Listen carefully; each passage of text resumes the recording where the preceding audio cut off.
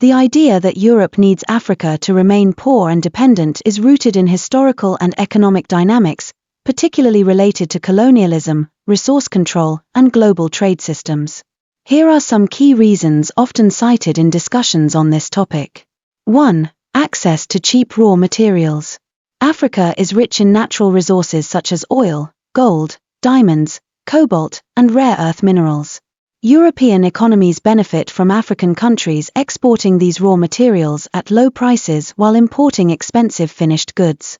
2. Market for European goods.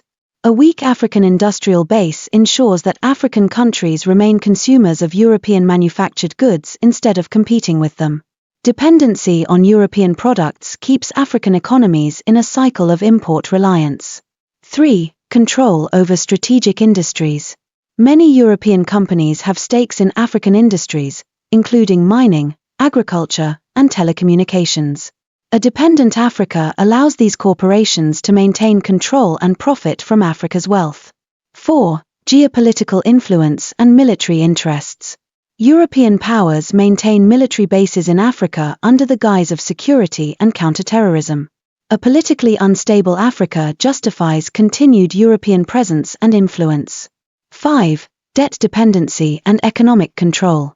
Through institutions like the IMF and World Bank, European powers influence African economies by offering loans with conditions that often limit self-sufficiency, such as prioritizing debt repayment over local development. 6. Brain drain and cheap labor. Many skilled African professionals migrate to Europe for better opportunities, benefiting European economies while depriving Africa of human capital. Additionally, European companies profit from cheap labor in Africa, keeping production costs low. 7. Media narratives and soft power.